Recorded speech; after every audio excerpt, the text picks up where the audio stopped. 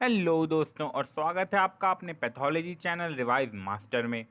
आज हम लोग माइक्रोबायोलॉजी का एक बहुत ही इम्पॉर्टेंट टॉपिक स्टरलाइजेशन शुरू करने वाले हैं। और स्टरलाइजेशन में हम लोग आज ऑटोक्लेव पढ़ेंगे। फिर हम लोग धीरे धीरे एक एक करके सारे के सारे इंस्ट्रूमेंट स्टरलाइजेशन ही कवर करने वाले हैं। बट आज का हमारा टॉपिक है ऑटोक्लेव। तो चलिए सबसे पहले देखते हैं स्टरलाइजेशन का मतलब क्या होता है और हम ये क्यों करते हैं।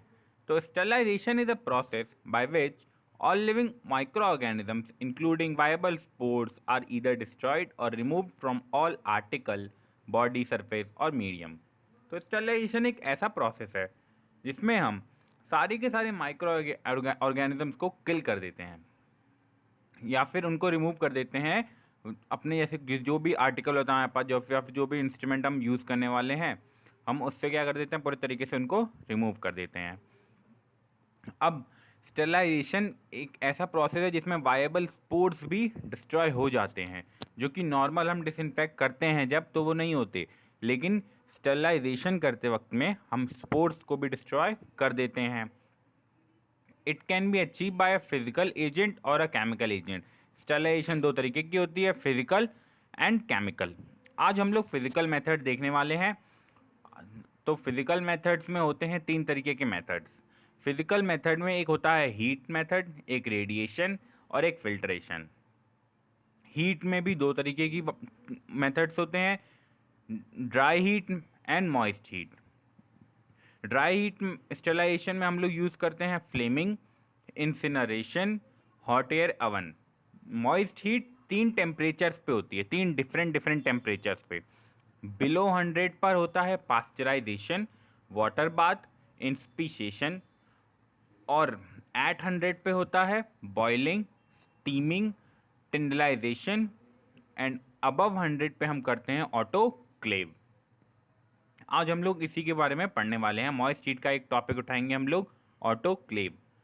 फिर रेडिएशन। रेडिएशन में आ जाता है x ray, gamma rays, cosmic rays ionizing के लिए, और नॉन आयनाइजिंग के लिए आ जाता है ultraviolet rays, infrared rays and ultrasonic vibration. फिर एक जो तीसरा मेथड है फिजिकल में, वो है फिल्ट्रेशन। ये सबसे सिंपल मेथड होता है। यहाँ पे हम तीन फिल्टर्स का यूज़ करते हैं, जैसे depth filters, membrane filters and HEPA filter. मैं इन सब सारे टॉपिक्स के ऊपर एक सेपरेट वीडियोस बनाऊंगा। और आज हम लोग पढ़ने वाले हैं ऑटोक्लेव, यानी कि मॉइस्ट हीट स्टेरलाइजेशन का अबव 100 वाला टॉपिक, ऑटोक्लेव। तो चलिए सबसे पहले देखते हैं मॉइस्ट हीट स्टेरलाइजेशन का मतलब क्या होता है।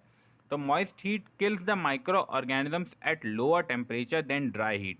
ड्राई हीट स्टेरलाइजेशन और मॉइस्ट हीट स्टेरलाइजेशन में ड्राई हीट का टेम्परेचर ज़्यादा होता है, मॉइस्ट हीट का टेम्परेचर कम होता है। Moist heat may be used at different temperature as follows: temperature below 100 degree Celsius water bath के लिए, for example temperature at 100 degree Celsius boil कर देना, temperature above 100 degree Celsius autoclave. Autoclave. Moist heat sterilization involves the use of steam in the range of 121 से 134 degree Celsius. ये 121 से 134 degree Celsius autoclave का temperature है, और ये बहुत बार पूछा जाता है, तो आपको प्लीज़ इसे बहुत ही अच्छे से याद कर लेना है। Steam under pressure is used to generate high temperature needed for sterilization. Saturated steam acts as an effective sterilizing agent. अब देखिए क्या होता है ऑटोक्लेव में। हम लोग ऑटोक्लेव में क्या करते हैं, हम लोग एक चेम्बर होता है जिसमें हम लोग वाटर खूब अच्छे से बॉईल कर देते हैं। फिर वहाँ पे स्टीम जाती है, और स्टीम जा कर के जो भी हमने उसमें इक्विपमेंट्स रख रखे होते हैं स्टेलाइज होने के लिए, उनके ऊपर वो एक तरीके से स्टिक हो जाती है। उसके बाद वो धीरे धीरे माइक्रो ऑर्गेनिजम्स में क्या कर देती है, पेनिट्रेट कर देती है। और स्टीम, जैसा कि आप जानते हैं, रियल फायर से मतलब ज़्यादा हॉट होती है, तो वो धीरे धीरे स्पोर्ट्स तक को भी पेनिट्रेट कर देगी और फिर उन्हें धीरे धीरे डिस्ट्रॉय कर देती है या फिर किल कर देती है। ये ऑटोक्लेव में होता है। अब autoclave function similar to a pressure cooker and follows the general laws of gas. आपसे ये पूछा जाएगा कि ऑटोक्लेव किसकी तरह फंक्शन करता है, तो आपको कह देना है ऑटोक्लेव प्रेशर कुकर के ही लॉ पर एक तरीके से काम कर रहा है, और ये जनरल लॉज ऑफ गैस को फॉलोज करता है। Water boils when its vapour pressure equals that of surrounding atmosphere. So when the atmosphere pressure is raised the boiling temperature is also raised. अब इसका क्या मतलब है? इसका मतलब है कि वाटर कब बॉयल होना शुरू करता है, जब उसका जो टेम्परेचर है वो उसके सराउंडिंग एटमॉस्फेयर के मतलब बराबर आ जाए। लेकिन हम लोग क्या करते हैं, ऑटोक्लेव में हम लोग प्रेशर को ही बढ़ा देते हैं, और जब हम प्रेशर बढ़ा देंगे तो हमें टेम्परेचर हमारा अपने आप ही बॉयल होने का, जो वाटर का बॉयल होने का टेम्परेचर है वो भी इंक्रीज़ कर जाएगा। तो इसीलिए वाटर अब 100 डिग्री सेल्सियस पे बॉयल नहीं होगा। अब किस पे बॉयल हो रहा होगा? अब वो 121 डिग्री सेल्सियस पे बॉयल होना शुरू होगा। At normal pressure, water boils at 100 degrees Celsius, but when pressure inside a closed vessel increases, the temperature at which water boils also increases. मैंने यही बताया ना अभी कि नॉर्मल प्रेशर पे तो वाटर 100 डिग्री सेल्सियस पे बॉईल हो जाता है, लेकिन जब हम प्रेशर बढ़ा देते हैं तो वाटर के बॉईल होने का टेम्परेचर भी इंक्रीज हो जाता है। आपको इस कॉन्सेप्ट को अच्छे से याद कर लेना है। अब कंपोनेंट्स ऑफ ऑटोक्लेव, तो ऑटोक्लेव में 3 तरीके के पार्ट्स होते हैं। एक प्रेशर चेम्बर होता है जहाँ पे हम अपने इक्विपमेंट्स रखते हैं। अ लिड यानी मतलब एक ढक्कन तरीके का, कैप तरीके का, डोर तरीके का। एंड इलेक्ट्रिक हीटर नीचे होता है, जिससे कि हम क्या कर सकते हैं, वाटर को हीट करते हैं। फिर आप डायग्राम में देख लीजिए तो एक safety valve, pressure gauge, discharge tap भी होता है, स्टीम जैकेट और इलेक्ट्रिकल हीटर। अब टाइप्स ऑफ ऑटोक्लेव। ऑटोक्लेव 3 तरीके के होते हैं। Gravity displacement type autoclave, they are available in various size, horizontal type and vertical type. Negative pressure vacuum displacement type autoclave and positive pressure displacement type autoclave. तो ये वाला है देखिए horizontal autoclave और ये वाला है वर्टिकल ऑटोक्लेव। ये ऑटोक्लेव के अंदर का एक डायग्राम है एक तरीके से वर्टिकल ऑटोक्लेव के लिए।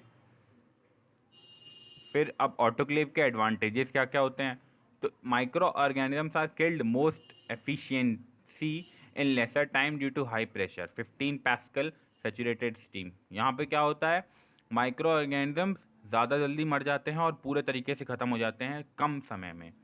ड्राई हीट में ज़्यादा टाइम लगता है, मॉइस्ट हीट में कम टाइम लग रहा होता है, मॉइस्ट हीट स्टेरिलाइजेशन में। It has more penetrative power than dry air. It moistens the spores. Moisture is essential for coagulation of proteins. Condensation of steam on cooler surfaces releases latent heat. Condensation of steam draws in fresh steam.